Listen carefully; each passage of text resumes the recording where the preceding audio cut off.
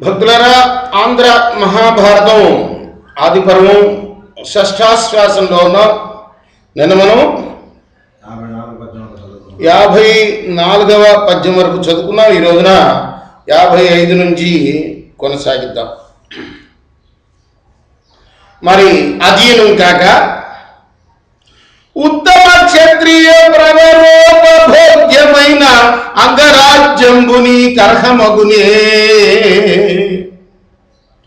అంగరాజ్యానికి అభిషిక్తుణ్ణి చేశాడు దుర్యోధనుడు కర్ణుణ్ణి. అప్పుడు భీముడు లేచి అంటున్నాడు, ఉత్తమ క్షత్రియ ప్రవర ఉపభోగ్యమైన అంగరాజ్యంబు నీకు అర్హమగునే. మంత్రపూతమై గురు యజమాన భక్షమగు పురోడాశము అది కుక్కకర్హమగునే. యజ్ఞం చేసిన తర్వాత సమర్పించే పదార్థాన్ని పురోడాశం అంటారు. ఆ పురోడాశము మంత్రపూతమై ఉంటుంది. అది గురువు యజమాని మాత్రమే స్వీకరించాల్సింది, కానీ ఒక కుక్క దాన్ని స్వీకరించచ్చా? రాజ్య పదవి నీకు అర్హమా అంగరాజ్యానికి అని భీముడు ప్రశ్నిస్తున్నాడు. అని కర్ణుడు వెల్ల ముఖం వేశాడు. యజ్ఞం చేయనిది నెరక దీర్ఘ ఉష్ణ నిశ్వాస వ్యాధులతో వదలుండై ఆకాశం వలన ఉన్న ఆదిత్యం చూచుచూ మిన్నకుండే తల పైకెత్తి సూర్యుడిని చూశాట ఒక్కసారి.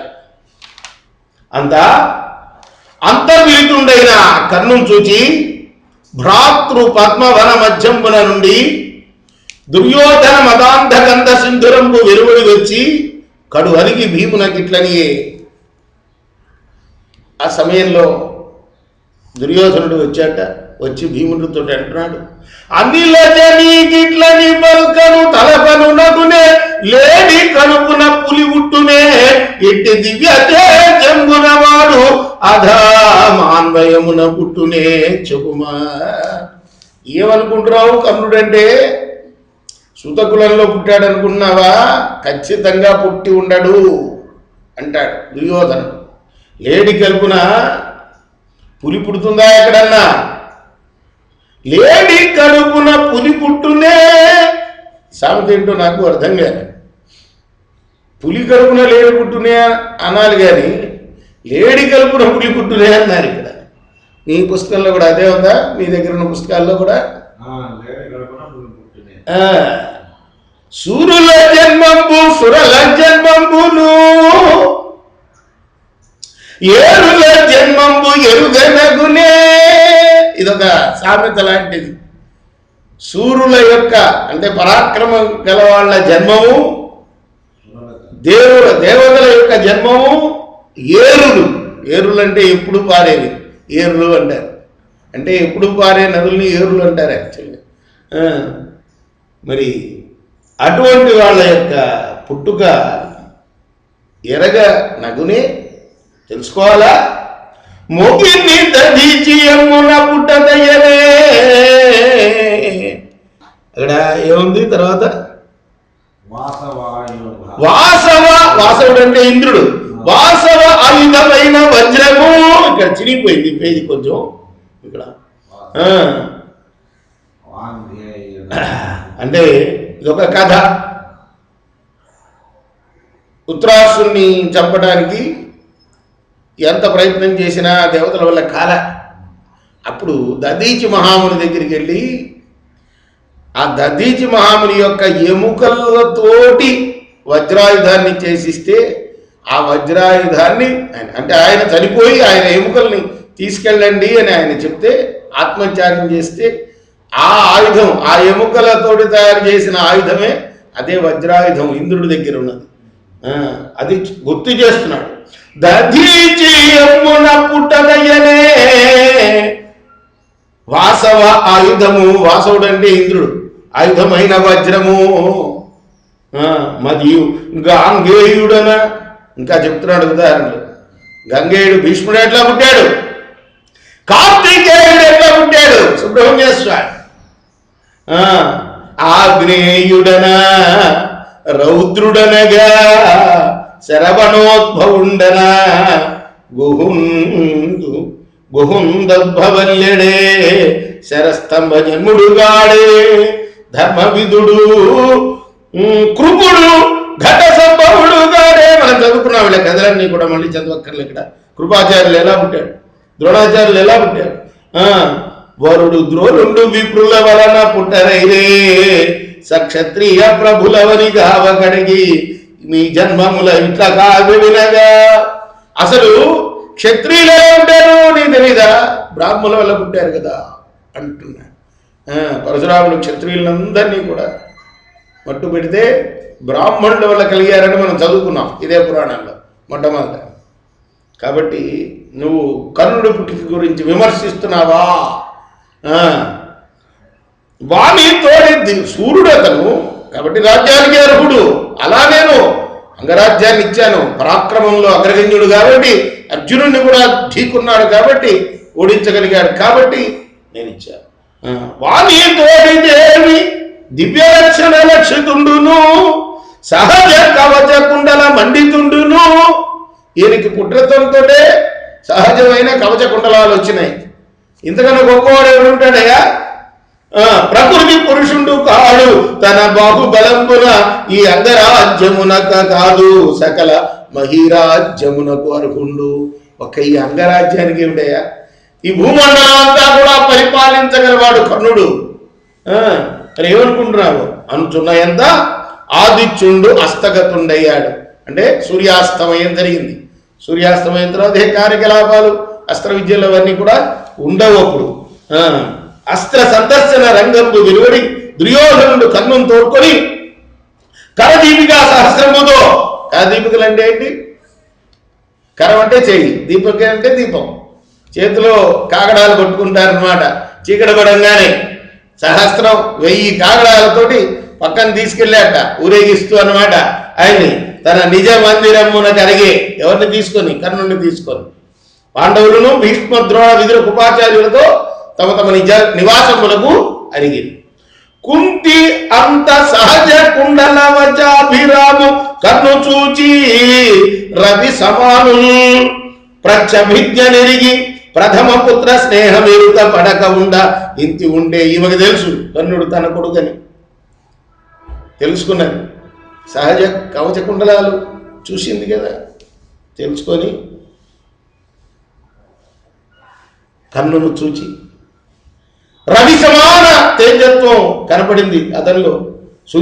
సూర్యుడంత తేజస్సు కనపడింది. ప్రథమ పుత్ర స్నేహం వల్ల, అంటే తొలిగా పుట్టిన కొడుకు కాబట్టి అది ఎరక పడనివ్వకుండా, అలా బయట వాళ్ళకి తెలియనివ్వకుండా తన ముఖాన్ని, తన సంతోషాన్ని, ఎందుకు ఒక పక్క నుంచి సంతోషిస్తుంది అంగరాజ్యానికి పట్టాభిషిక్తుడైనందుకు కర్ణుడు తన ప్రథమ పుత్రుడు కదా అని. వినూత ధనుర్విద్యా విదుగను కర్ణు సహాయు పడసి కౌరవ విపుడు అర్జును వలని భయము సిడి రొమ్మున చేయిడి నిద్రపోయే ముదితాత్ముండై. అప్పటిదాకా వీడికి నిద్ర లేదనమాట. దీన్ని బట్టి దుర్యోధనుడు నిద్రపోవడలే వీళ్ళ పరాక్రమంతో. అప్పటి నుంచి హాయిగా గురువు చేపెట్టి నిద్రపోయినట్ట. కర్ణుడు దొరికాడరా నాకు అని.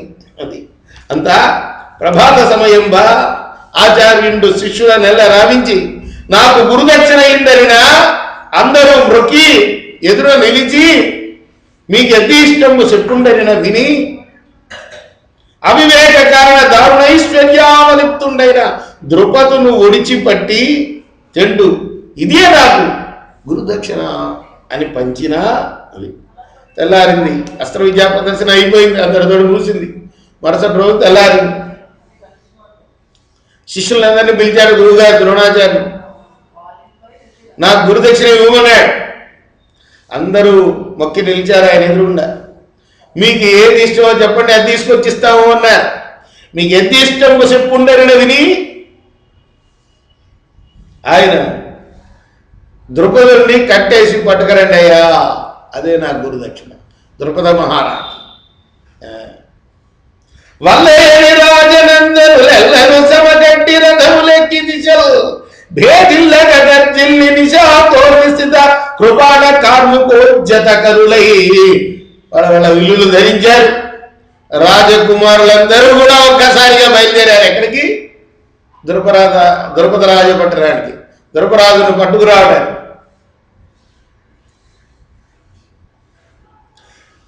ఏల దీని నడయు చేయి క్షణం బయేగి పాంచాలు పట్టి దత్తమదిక సౌర్యలీల మెరయగా పోలు ననుచు పెరిగి రాజపుత్రులనిగి ఆర్చి పాంచాలు పురము ముట్టి గొర్రెల సంఖ్య బల సమేతులై. ఈ పద్యం చదవటం, ఇంతకుముందు పద్యం చదవటం ఒకటిగా కనపడుతుందా మీకు? కనపడట్లేదు కదా. ఇది ఒక ఛందస్సులో ఉత్సాహము అనే ఒక ఛందస్సులో ఒక రకం. దీన్ని ఇలా చదవాలి. ఏల దీని క్షణంబయేగి పాంచాలు పట్టి తెత్తమదిక సౌర్యలీల మెరయగా పూలు ననుచు పెరిగి రాజపుత్రులరిగి ఆర్చి పాంచాలపురము ముట్టుకొని అసంఖ్య బల సమేతుడై. పాంచాలపురం అంటారు దీన్ని, ద్రౌపదరాజు పరిపాలించే దేశాన్ని. అందుకోసమే పాంచాల రాజకుమారి ద్రౌపది పాంచాలి అని కూడా పిలుస్తారు. పాంచాలి అంటే పంచభద్రుగా కాదు, ఆయన ఆర్థంలో పిలవరు. పాంచాల రాజ్యానికి రాజకుమారి కాబట్టి పాంచాలి అని. కాబట్టి ఆ పాంచాల రాజ్యానికి వెళ్ళారు. వీళ్ళందరూ కూడా ఆ ద్రౌపదుని పట్టుకుంటానికి ఇలా అరుచుకుంటూ వెళ్ళారు. ఈ క్షణమే పట్టేస్తాం, తెచ్చేస్తాం అనుకుని పాండవులను రథములెక్కి, అంటే ఆ ధార్తరాష్ట్రులు అందరూ అలా అరుచుకుంటూ వెళ్ళారు. అలానే పాండవులు కూడా రథాలెక్కి ద్రోణం పరివేష్టించి పిరిందనరిగిరి. అంత అర్జునుడు ఆచార్యునకు ఇట్లని వెళ్ళేటప్పుడు ఆచార్యుడితో అంటున్నాడు, ద్రోణాచార్యులతో అర్జునుడు, వడికొని కౌరవులందరూ గణవగమును తరిరి వారి గర్వము చూడన్ కడిమిని ద్రుపదాధిపుతో పొడువగ తమ కలవి ఎదురే భుజ వీర్యమున. కంద పద్యం ఇలా చదవాలి అంటున్నాడు. వీళ్ళందరూ వెళ్ళారు కానీ ద్రుపద మహారాజు అంటే మామూలు వాడా? వీళ్ళ వల్ల అవుతుందా ఆచార్య? ద్రుపదుని పట్టుకు రావడం ఏదో క్షణంలో తెస్తామని వెళ్ళారు. ఆ అతగులచే ద్రుపదుడనహితుడై పట్టువడంతహీనుడే శౌర్యోన్నతుడధిగతను విద్యాన్వితుడు భవత్సకుడు అనంగా వినరొకవాని. ఆయన ఎవరు? సాక్షాత్తు నీ సహాధ్యాయి ఆచార్య, మీ అందరి పరాక్రమ సంపన్నుడు ద్రుపదుడు. వీళ్ళ వల్ల అవుతుందంటారా అని అడుగుతున్నాడు అర్జునుడు. అనుచు పాంచాలపురంబు ఆసన్నంబుగా సముదించునందుకు ముందర శని, దుర్యోధన, ఈయుత్సు, దుశ్శాసన, వికర్ణ, జనసంధాతులైన ధార్తరాష్ట్రులు అనేక నృపకుమార సైతులై పాంచాలపురంబు అవరోధించిన పాంచాలపతి అలిగి అపార చతురంగ బల సమేతుండై కౌరవులను తాకి యుద్ధం మొదలైంది. ఎవరికి? ధార్తరాష్ట్రులకి, ద్రౌపదరాజుకి. ముందు వెళ్ళారు కాబట్టి శర నికర సహస్రంబుల మరువడి అందరును కప్పే ప్రావృద్ధాడ ఆధర మురుధారాజలముల సరసిజముల కప్పునట్లు సంభ్రంభంబులు కలయన సిముసల దండంబులు కొని కాంపిల్య నగరమున జనులెల్లను. దానికి చాలా పేర్లు ఉన్నాయి. కాంపిల్య నగరం అంటారట దీన్ని. అంటే ఈయన పాంచాల రాజ్యానికి రాజధాని పేరు కాంపిల్య నగరం. అలిరేర్చి కౌరవ బలను భటుల పొడిచిరాజు బలుడు బడలు వడంగను ధృతరాష్ట్ర కుమారులు అవహితులై పాంచాలు మీద ఏసిరి సాంద్రాతత బాణ ప్రకరితి రోహితమై రవికిరణ జాలం ఏర్పడకుండా మొట్టమొదటి భటులందరినీ చంపేశారట. ఆ ద్రుపద సైన్యం అంతా కూడా వీళ్ళు ధృతరాష్ట్ర కుమారులు అప్పుడు వెంటనే ఆ పాంచాల మీద అనేక బాణాలు గుప్పించారు. వారల శరములు నడుమున వారించు అధికలాగవంపున వారి ఘోర శరవిద్ధముల కారణమున సోమకుండు ధనుడయ్యేసన్ నానావిధ మార్గములనేసన్ కురువీరు వాణిని చూచి భయపడిన అనాథనుగా మనంబున వగచిరని. ఎంతో భయపడేటట్టుగా బాణాలను ప్రయోగించారట ద్రోణాచార్య. రేపు మనం